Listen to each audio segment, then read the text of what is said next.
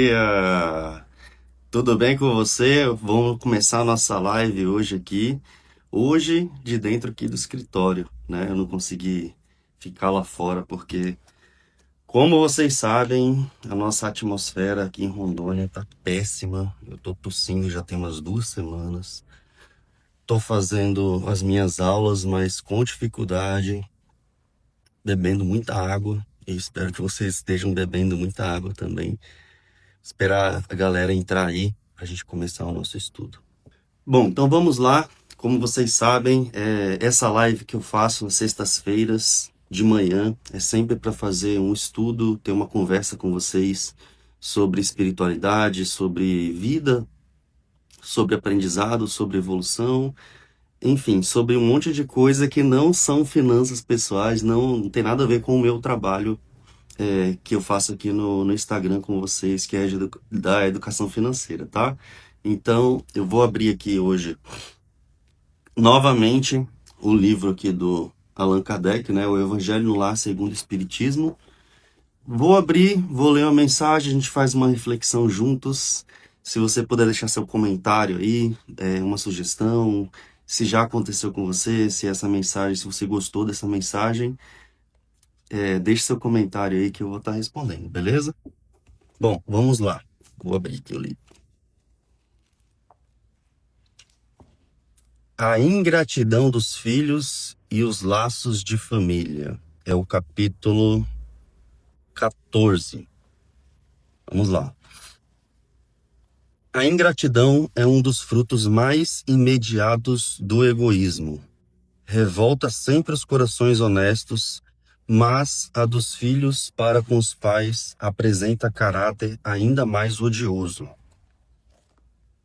Forte. Vamos lá.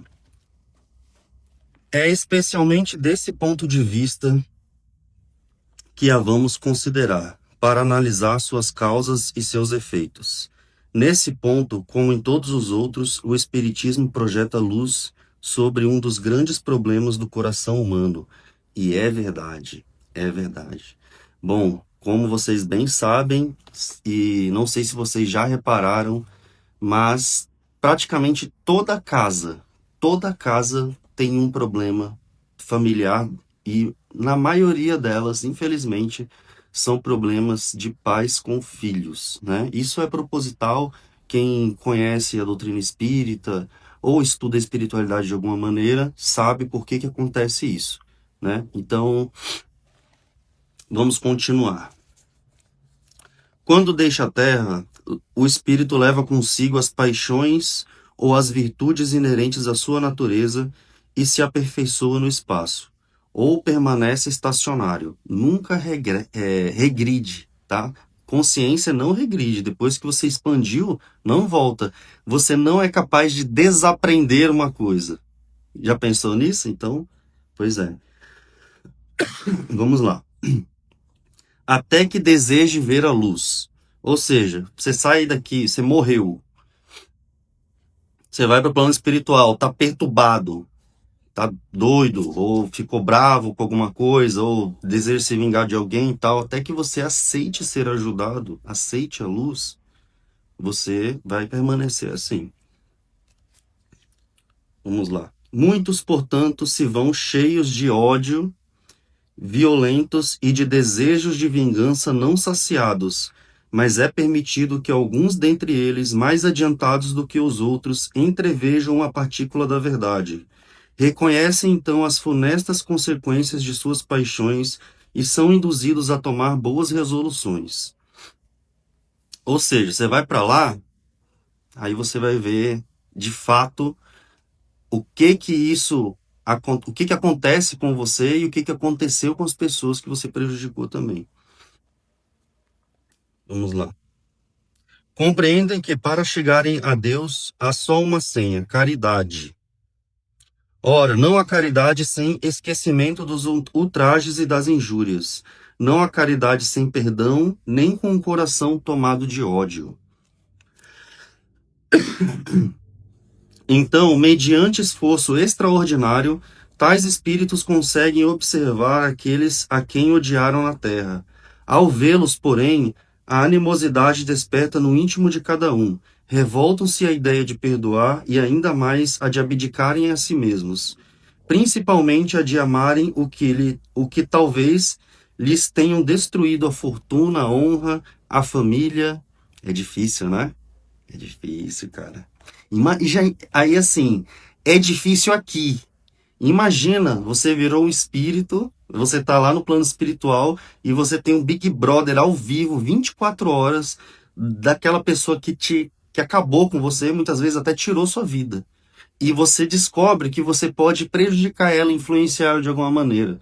É difícil, tá? É difícil. A pessoa tem que ter muito preparo para não querer se vingar. E a gente que anda nesse rolê espiritualista, dentro de terreiro, dentro de centro espírita, a gente vê muito, que mais a gente vê, o que mais eu vejo, são espíritos querendo se vingar. Os médiuns incorporam o espírito que está acompanhando a pessoa que vai até o centro espírita, porque geralmente tá lá ferrada, né? Tá, não consegue dormir, dorme de luz acesa. Velho, tem gente que dorme de luz acesa.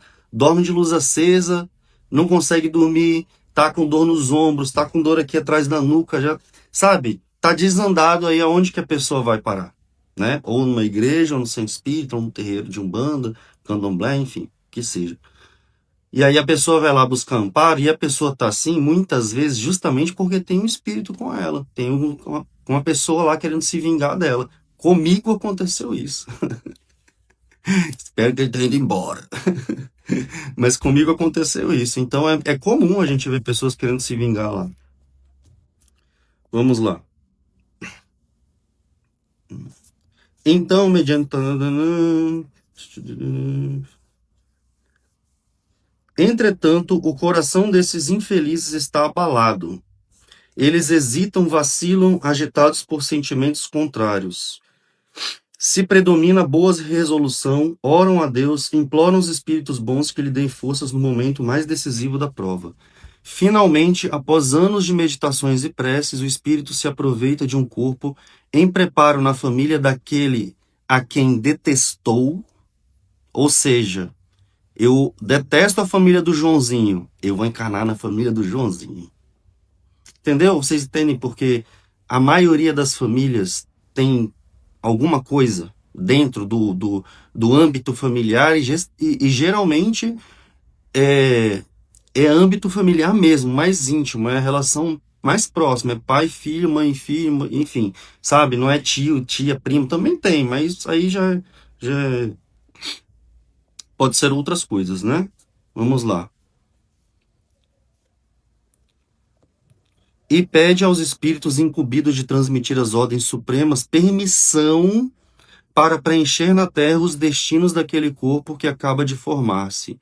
Qual será o seu procedimento na família escolhida dependerá da sua maior ou menor persistência nas boas resoluções que tomou. O contato incessante com os seres a quem odiou constitui prova terrível.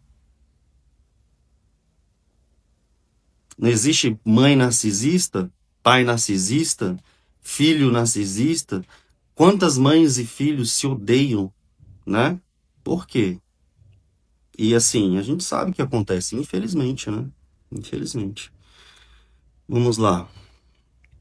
E paz, né? Enfim, tudo. O contato incessante, a prova terrível, sob qual sucumbe algumas vezes. Algumas vezes dá tragédia, não dá? Pois é. Se não tiver ainda, ou não só tragédia, né? Mas aquela pessoa que chegou aqui. E tem quantos casos que a gente ouve, né? Que os pais vão embora, ou os filhos morrem, ou os pais morrem e as pessoas não se acertam, né? Quantas vezes você ouviu já dizer histórias de que a pessoa está no leito de morte, prestes a morrer, ninguém sabe como está viva ainda, mas depois que tem aquela conversa com aquela pessoa que tinha problema, a pessoa desencana, morre. Já vi muitas vezes essa história. Porque o íntimo, o âmago dessa pessoa, ela sabe que ela tem que resolver isso. Mas tem gente que não resolve, né? Se não tiver ainda a vontade bastante forte. Assim conforme prevaleça ou não a resolução boa, ele será amigo ou inimigo daqueles entre os quais foi chamado a viver. É assim que se explicam esses ódios, essas repulsões instintivas que se notam entre certas crianças e que nenhum ato anterior parece justificar. Irmão que se odeia do nada. Nada, com efeito, naquela existência pode provocar semelhante antipatia. Para compreender-lhe a causa, é preciso que se lance o olhar sobre o passado. Então, o que acontece? Essa parte aqui, ela explica isso. Explica que nós estamos aqui, explica essa parte que eu comentei com vocês também, que essas brigas familiares entre irmãos, entre pais, são provas. São provas, na sua grande maioria das vezes. Eu falo por experiência própria, eu já contei aqui em outros vídeos e vou contar de novo, não tenho problema nenhum com isso, porque graças a Deus, essa eu não vou levar se eu morrer hoje. Ai, desculpa, pessoal. Eu fiquei sem falar com o meu irmão de sangue, o único irmão que eu tenho por parte de pai e mãe, eu fiquei sem falar com ele durante 20 anos. 20 anos, dos 15 aos 35 anos meus, eu fiquei sem falar com o meu irmão. Porque durante a nossa infância, a nossa adolescência, antes dos 15 anos, nossa senhora, a gente era gato e rato, entendeu? Então, assim, foi bem difícil e graças a Deus, através de eu procurar me melhorar, nós resolvemos isso, entendeu? Não foi eu indo para centro espírita e falando, olha, aqui é muito legal, vem para cá que você vai conhecer Jesus, você vai virar uma pessoa muito melhor, entendeu? Não foi assim. Eu me melhorando, eu busquei melhorar, eu fui para terapia, eu botei o dedo na ferida, eu procurava as pessoas que eu precisava procurar para lavar roupa suja. Então foi difícil. Oi, Evelyn, oi, todo mundo que está entrando aí.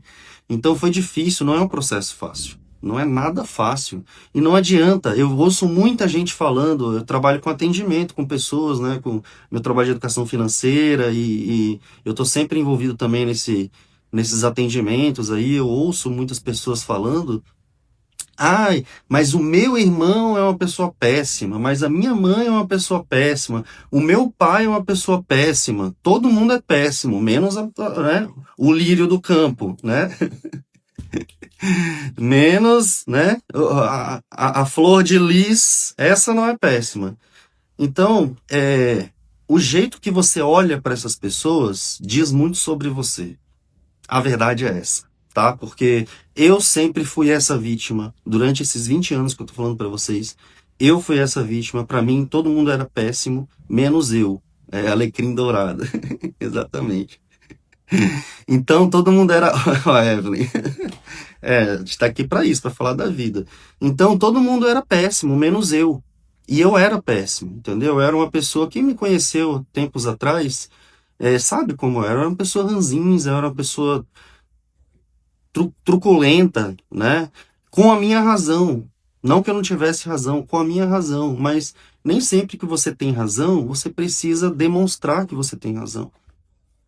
Porque você tem que entender que cada um está no seu tempo, no seu tempo de evolução. E você tem que olhar para essas pessoas com misericórdia, com compaixão, com amor. É difícil, eu sei que eu estou falando aqui, não é fácil. É um exercício diário, entendeu? Diário. Graças a Deus, eu melhorei, assim, da água pro vinho com a minha mãe, com meu irmão. Hoje eu sou uma outra pessoa.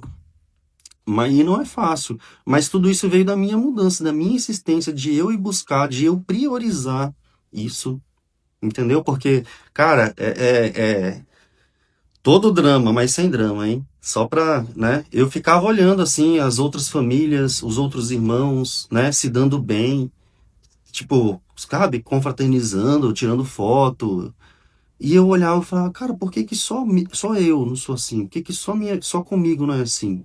Entendeu? Isso me instigou a ir procurar pra mim, porque eu não podia fazer pelos outros. Chegou um momento que a gente até, né, pagou terapia ali e tal, não sei o que, para outras pessoas, mas não funciona. Você tem que querer. Então, eu vejo muitas pessoas falando assim, ah, que meu irmão isso, que minha mãe aquilo, mas a pessoa não faz terapia. a pessoa não busca melhorar, a pessoa não, sabe, ela não faz nada por ela mesma e ela espera que as outras pessoas mudem de forma que fique adequado para o gosto dela, entendeu? Para o alecrim dourado. Então, assim, campo, mude todos vocês, porque o alecrim dourado aqui gosta só de alecrim dourado. Então, virem todos aí, tá? Eu espero. Enquanto vocês são péssimos. Não é assim, tá? Então, aquela frase clichêzona que fala assim: ah, o mundo é de acordo com os olhos de quem vê. É verdade. Até nesse caso. Até nas suas relações familiares. Procure estudar, procure conhecer, procure entender o porquê das coisas, entendeu? Não fique só no que acontece, porque aquilo que está acontecendo, aquela briga, aquela alfinetada, sabe? Aquela implicância, isso daí é o resultado, é a consequência de algo, entendeu? Tem algo por trás, a pessoa que está fazendo isso tem algo por trás. Tenta entender isso e tenta entender se você tem isso, tá? E aí muita coisa vai mudar, eu tenho certeza. Galera, muito obrigado, Dot, Evelyn, meu primo César, que estava por aí. Obrigado por vocês todos que me acompanham, acompanharam a live aqui, que comentaram. Se vocês gostaram, dá um like aí, manda para aquele parente seu que de repente precisa ouvir isso, ou para um amigo que sempre fica falando: ai, eu não gosto do meu irmão, não gosto da minha mãe, não gosto do meu pai, e a pessoa é, né? Né? Então, valeu, galera. Um abraço para vocês. Excelente final de semana. Um beijo no coração. Tamo junto, hein? Tchau.